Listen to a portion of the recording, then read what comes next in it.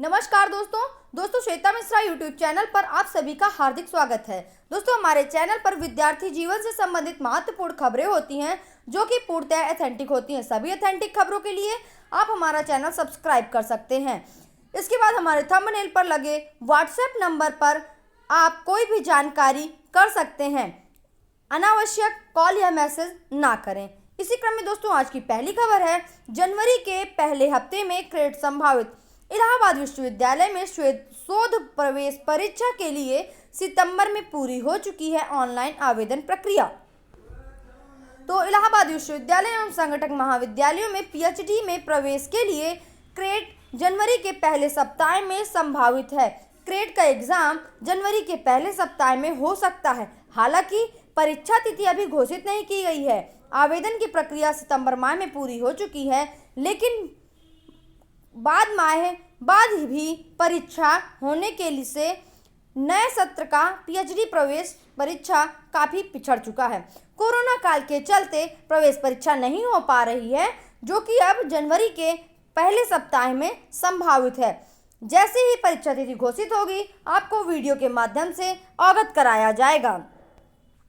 इसके बाद अगली खबर है, इस माह निदेशालय भेजी जाएंगी एलटी ग्रेड हिंदी की फाइलें। एक माह पहले पूरा हो चुका है चयनित अभ्यर्थियों का अभिलेख सत्यापन। 1433 पदों के लिए 2.5 साल पहले आयोजित की गई थी प्रवेश परीक्षा। अहर्ता के विवाद में जा सकती हैं कई अभ्यर्थियों की नौकरी। अहर्ता का विवाद लगातार एलटी ग्रेड में चला आ रहा है। हिंदी विषय में अहर्ता के विवाद के कारण कई अभ्यर्थियों की नौकरी जा सकती है। आयोग ने विज्ञापन में अहर्ता निर्धारित की थी कि बीए में हिंदी और इंटरमीडिएट में संस्कृत विषय के साथ बीएड की उपाधि होना चाहिए। बहुत से ऐसे अभ्यर्थियों ने भी फॉर्म भर दिए हैं जिनके पास इंटर में संस्कृत विषय नहीं था। ऐसे अभ्यर्थियों ने हिंदी एवं संस्कृत से बीए किया और उनके पास बीएड की उपाधि थी। यह अहर्ता माध्यमिक शिक्षा सेवा चयन बोर्ड की शिक्षक भर्ती में मान्य है, लेकिन आयोग ने ऐसे अभ्यर्थियों को आहर नहीं माना। इन परिस्थितियों में तकरीबन 200 चयनित अभ्यर्थियों को बाहर किया जा सकता है। अहर्ताओं के विवाद में लगातार एलटी ग्रेड हिंदी अभ्यर्थियों की नौकरी जा सकती है। अभ्यर्थी लगातार प्रयत्न करते हैं और फिर इसके बाद सारा एग्ज़ाम पास आउट होने के बाद उनकी नौकरी भी जा सकती है। एक ही विषय के दो अलग अलग अहर्ताएँ होती हैं, अलग अलग तरीके से भर्तियाँ होती हैं, जिससे अभ्यर्थी लगातार परेशान है। लगभग 200 चयनित अभ्यर्थियों को बाहर किया जा सकता है एलटी ग्रेड हिंदी में। तो जैसा भी होगा आपको बताया जाएगा कि चयनित अभ्यर्थियों की फाइलें निर्धारित प्रक्रिया के तहत निदेशालय को इसी माह भेज दी जाएंगी। इसके बाद सारा आपको ब्यौरा दिया जाएगा। बीएड की फीस जमा करने का मौका कल तक। 16 से शुरू होने वाली पूल काउंसलिंग अब 17 दिसंबर से अब पूल काउंसलिंग शुरू होगी और जिन अभ्यर्थियों की अभी फीस नहीं जमा हुई है उनको फीस जमा करने का अंतिम मौका 14 दिसंबर तक ही है। शनिवार और रविवार को अवकाश होने की वजह से यह मौका दिया गया है। इसके साथ ही 16 दिसंबर से शुरू होने वाली पूल काउंसलिंग की तारीख अब 17 दिसंबर कर दी गई है। तो अब 17 दिसंबर से पूल काउंसलिंग होगी। इसमें शामिल होने के लिए अभ्यर्थियों को ऑनलाइन पंजीकरण कराना होगा। उन्होंने बताया कि पूल काउंसलिंग में उन छात्रों को भी मौका मिलेगा जिन्होंने मुख्य काउंसलिंग में भाग नहीं लिया हो। इसमें वे छात्र भी भाग ले सकते हैं जिनको सीट तो आवंटित हुई है, लेकिन फीस जमा न करने से सीट कंफर्म नहीं करा पाए हैं। तो जो अभ्यर्थी लगातार वंचित रह गए हैं, तो वो अभ्यर्थी अब इसमें भाग ले सकेंगे, जिनकी काउंसलिंग 17 दिसंबर से शुरू होगी। स्कूल कॉलेजों में मास्क पहनने की निगरानी होगी। हाई कोर्ट का सभी जिला प्रशासन को आदेश दिया गया है। कार्रवाई रिपोर्ट तलब की गई है। पीडीए को सार्वजनिक व नगर निगम में भूमि पर पूजन स्थल में हटाने होंगे। लखनऊ, गाजियाबाद, गौतम बुद्ध नगर व मेरठ में बढ़ाई जाएगी ट्रैकिंग। अब सरकारी व प्राइवेट स्कूल कॉलेजों में नियमित निरीक्षण करने का निर्देश दिया गया। कोर्ट ने कहा, युवा पीढ़ी कोविड गाइडलाइन का पालन करे, सभी मास्क पहने और कड़ी निगरानी की जाए, क्योंकि जो युवा वर्ग है वो लगातार कोविड को इग्नोर करता जा रहा है, इसकी गाइडलाइन को पालन नहीं करता है। तो हाई कोर्ट ने सभी जिला प्रशासन को आदेश दिया है कि लगातार निगरानी रखी जाए। स्कूल, कॉलेजों, किसी भी सार्वजनिक स्थल में मास्क पहनने की निगरानी होगी। इसके बाद कार्रवाई के भी निर्देश दिए हैं। हेल्थ वर्कर, डॉक्टर को मास्क, पीपीई किट न उपलब्ध कराने पर के मुद्दे पर राज्य सरकार को कार्यवाही करने और उपलब्ध कराने का निर्देश दिया है। कोर्ट ने कानपुर रोड, सुलेम सराय, नीम सराय, कसारी मसारी, कालिंदीपुरम में पीडीओ को अतिक्रमण हटाने और मरम्मत सहित सुविधाएं उपलब्ध कराने और नगर निगम की स्ट्रीट लाइट लगाने का निर्देश दिया है। अगली सुनवाई 17 दिसंबर को पीडीए में उपाध्यक्ष नगर आयुक्त को हाजिर रहने को कहा है। तो लगातार आपको बता दें कि कार्य होते जा रहे हैं, लेकिन कोरोना की गाइडलाइन का पालन अवश्य करें, क्योंकि कोरोना संक्रमण लगातार फिर से बढ़ने लगा है। घटने की बजाय इसको नज़रअंदाज ना करें। इसके बाद पीएचडी में दाखिले के लिए करना होगा नए साल का इंतजार। वही बात है, क्रेट 2020 के लिए नए साल का इंतजार करना होगा और जनवरी के पहले सप्ताह में हो सकता है क्रेट का एग्ज़ाम। अभी कोई परीक्षा तिथि घोषित नहीं की गई है। इसके बाद जेईई व नीट का पाठ्यक्रम नहीं होगा कम।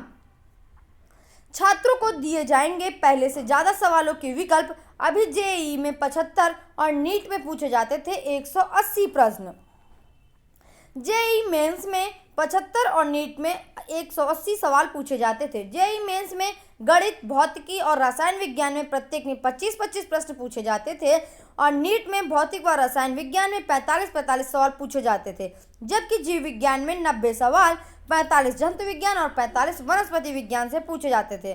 सूत्रों के मुताबिक एनटीए ने परीक्षाओं को लेकर अपनी तैयारी तेज कर दी है, यानी कि जिस प्रकार पुराने तरीके से एग्ज़ाम होता था ठीक उसी प्रकार एग्ज़ाम होगा। किसी भी प्रकार के कोई चेंजेस एग्ज़ाम में नहीं होंगे। इसके बाद अगली खबर है, 15 के बाद प्रैक्टिकल के लिए स्कूल बुलाए जा सकते हैं छात्र छात्राएं। खबर है नई दिल्ली की। नई दिल्ली में 10वीं व 12वीं के छात्रों को 15 दिसंबर के बाद प्रैक्टिकल से जुड़े कार्यों के लिए स्कूल बुलाया जा सकता है। फिलहाल केंद्रीय विद्यालय संगठन ने इसके लिए एक योजना बनाई है। इसके तहत छात्रों को छोटे छोटे ग्रुपों में बुलाया जाएगा और इस दौरान प्रैक्टिकल के कार्य कराए जाएंगे, लेकिन अभी कोई गाइडलाइन नहीं जारी की गई है। केंद्रीय विद्यालय संगठन ने यह सक्रियता तब दिखाई है जब बोर्ड परीक्षाएं नज़दीक आ गई हैं और अब तक छात्रों के प्रैक्टिकल नहीं कराए गए हैं। तो इन सारी स्थितियों के लिए बोर्ड परीक्षाओं में थ्योरी और प्रैक्टिकल के लिए अलग अलग अंक तय किए गए हैं और उनको कोरोना को मद्देनजर रखते हुए उनको बुलाया जाएगा छोटे छोटे ग्रुपों में। इसके बाद एडेड जूनियर हाई स्कूलों के लिए शिक्षक भर्ती की तैयारी। लगातार आपको कई दिनों से ये खबर मिलती है कि एडेड हाई स्कूल में आ रही हैं भर्तियां। लगभग 24,000 पद हैं, जिसमें करीब 4300 पद रिक्त थे। शासन ने इस साल जनवरी में सचिव परीक्षा नियामक प्राधिकारी उत्तर प्रदेश प्रयागराज को यह कहते हुए परीक्षा संस्था बनाया है। नया आयोग गठित होने तक वह यह चयन करेंगे। हालांकि यह अटकलें भी लग रही हैं कि परीक्षा संस्था में बदलाव हुआ है। इस बाबत में बीएसए से बीती 15 जनवरी तक रिक्त पदों का ब्यौरा मांगा था, लेकिन सूचना नहीं मिली। फिर जून में बेसिक शिक्षा विभाग ने अपर निदेशक गायत्री ने पदों का ब्यौरा जल्दी मांगा और पत्र में लिखा कि रिक्त पदों पर चयन होना है। तो अब रिक्त पदों पर चयन होना है और जो अभ्यर्थी किसी कारणवश किसी अन्य परीक्षाओं में चयनित नहीं हो सके हैं तो वो अपनी तैयारियां शुरू कर दें। इसके बाद अगली खबर है, डीएलएड 1000 कापियों का हुआ मूल्यांकन। डीएलएड में जो एग्ज़ाम हुए थे वो उनका मूल्यांकन हुआ है सैदपुर डाइट में। इसके बाद वित्तीय व गुणवत्ता संबंधी अनियमितताओं में सेतु निगम के 16 कर्मी नपे। तो लगातार आप देख रहे हैं कि सारे जो काम हो रहे हैं वो एकदम पारदर्शिता से हो रहे हैं, जिस वजह से कर्मी नप रहे हैं, उनके खिलाफ कार्रवाई की जा रही है और प्रबंधक, एई, जेई, लेखाकारों पर भी कार्यवाही हो रही है। इसके बाद एडेड कॉलेजों में के कर्मचारियों पर लागू होंगे पुराने नियम। आउटसोर्सिंग का शासनादेश हाईकोर्ट से रद्द होने के बाद डीआईओएस नहीं रोक सकते हैं वित्तीय अनुमोदन। चतुर्थ श्रेणी के कर्मचारी की नियुक्ति पर पुराने नियम ही लागू होंगे। कर्मचारियों की नियुक्तियां आउटसोर्सिंग से करने और नियमित नियुक्ति पर रोक लगाने का शासनादेश हाईकोर्ट से पहले ही रद्द हो चुका है। इस स्थिति में नियुक्तियां पुराने नियमों से ही होंगी और जिला विद्यालय निरीक्षक इसके लिए वित्तीय अनुमोदन देने के लिए बाध्य हैं। कोर्ट ने जिला विद्यालय निरीक्षक बस्ती को याची को वित्तीय अनुमोदन देने पर 1 माह में निर्णय लेने का निर्देश दिया है। तो चतुर्थ श्रेणी के कर्मचारियों की नियुक्ति ठीक उसी प्रकार होगी जिस प्रकार पहले होती थी। इसके बाद शिक्षक भर्ती में त्रुटि सुधार के शासनादेश से लाभ का ब्यौरा तलब। कल मिलेगा चयनित शिक्षकों को नियुक्ति पत्र। तो चयनित शिक्षकों को नियुक्ति पत्र। त्रुटि संशोधन वाले अभ्यर्थियों को काउंसलिंग का एक और मौका दिया गया। गुरुवार को मात्र 2 अभ्यर्थियों ने काउंसलिंग कराई प्रयागराज में, जबकि त्रुटि सुधार में प्रत्यावेदन देने वाले 80 अभ्यर्थी रहे, लेकिन चयन समिति के समक्ष सभी मामले रखे गए और BSS संजय कुशवाहा ने बताया कि समिति ने शासन के दिशा निर्देशों को ध्यान में रखते हुए सभी प्रकरण पर विचार किया। कई अभ्यर्थी शनिवार को नियुक्ति पत्र लेने के लिए बेसिक शिक्षा अधिकारी कार्यालय पहुंच गए। वहां उन्हें किसी भी तरह का जवाब नहीं दिया गया। इस तरह अभ्यर्थी DM कार्यालय पहुंचे तो अभ्यर्थियों को नियुक्ति पत्र दिया जा चुका है। अब सिर्फ विद्यालय आवंटन रह गया है। अभी किसी भी प्रकार का शासन की तरफ से आदेश नहीं आ रहा विद्यालय आवंटन का। लगातार अभ्यर्थी परेशान है विद्यालय आवंटन को लेकर के। जैसे ही विद्यालय आवंटन का शासनादेश आ जाएगा वैसे ही विद्यालयों का आवंटन कर दिया जाएगा। CBSE परीक्षा के बदले पैटर्न से छात्रों को राहत। छात्रों को CBSE के जो पैटर्न बदले हैं उससे काफ़ी राहत हुई है। कोरोना काल को देखते हुए यह तैयार किया गया है कोर्स को कुछ अलग तरीके से तैयार किया गया है। देखिए, CBSE परीक्षा के पैटर्न कम होने का लाभ परीक्षार्थियों को मिलेगा। कोर्स कटौती होने के से परीक्षा की तैयारियों का दबाव थोड़ा कम होगा। वहीं वैकल्पिक और विचारों पर आधारित सवालों की संख्या अधिक रह सकती है। CBSE ने 10वीं 12वीं के कोर्स में 30% कटौती की है। कोर्स के हिसाब से छात्रों की कक्षाएं चलाई जा रही हैं। तो कोर्स की कटौती होने के बाद हर विषयों से 4 से 5 चैप्टर घटाए जा सकते हैं। नई व्यवस्था के मुताबिक 70 नंबर के लिखित और 30 नंबर का प्रैक्टिकल होगा। तो और CBSE की ओर से इस बार की परीक्षा के पेपर में वैकल्पिक प्रश्नों की संख्या अधिक रहने की भी संभावना है। आमतौर पर 1 नंबर के 10 वैकल्पिक सवाल पूछे जाते हैं। देखिए, 1 नंबर के 10 वैकल्पिक सवाल पूछे जाते हैं, लेकिन इस बार उन वैकल्पिक सवालों की ज़्यादा आने की संभावनाएं हैं। कोर्स को लगभग 30% कटौती कर दी गई है, यानी कि 4 से 5 चैप्टर घटा दिए गए हैं। इस प्रकार से कोर्स तय है जिससे अभ्यर्थियों को थोड़ा राहत महसूस हुई है। इसके बाद अनुदेशकों को वापस करने लगे सत्यापन का DD।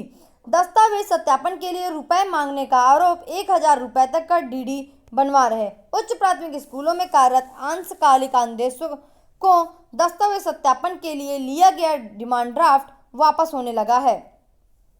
8 दिसंबर के अंक में अनुदेशकों से नियम विरुद्ध सत्यापन फीस लेने का समाचार प्रकाशित किया गया था। दबाव बढ़ने के बाद सत्यापन फीस के रूप में लिया गया DD वापस किया जाने लगा। चाका ब्लॉक में सभी अनुदेशकों ने को DD वापस कर दिया गया है। विश्वविद्यालय और बोर्ड की सत्यापन फीस के रूप में 100 रुपये से लेकर 1000 तक का DD जमा करवा रहे थे।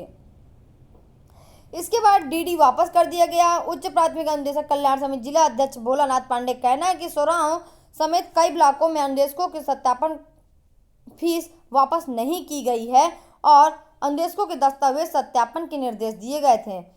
बजट जारी नहीं हुआ। खंड शिक्षा अधिकारियों ने मनमाने तरीके से महज 7000 रुपये प्रतिमाह मानदेय पाने वाले अनुदेशकों से ही फीस जमा करवाना शुरू किया।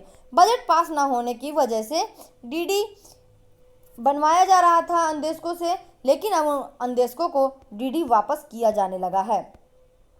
अब इसके बाद अब सेवा योजन की वेबसाइट से होगी सरकारी विभागों की संविदा भर्ती।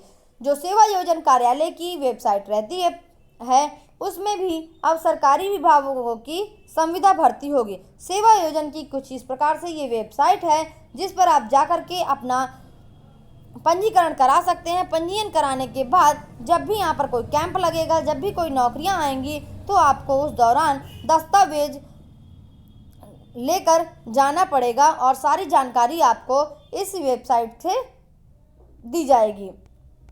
तो दोस्तों आज बस इतनी ही खबर। अगर आपको मेरा चैनल अच्छा लगा हो तो ज़रूर लाइक करिएगा, सब्सक्राइब करिएगा, शेयर करिएगा, बेल आइकन प्रेस करना बिल्कुल मत भूलिएगा। Thank you. आपका दिन शुभ हो।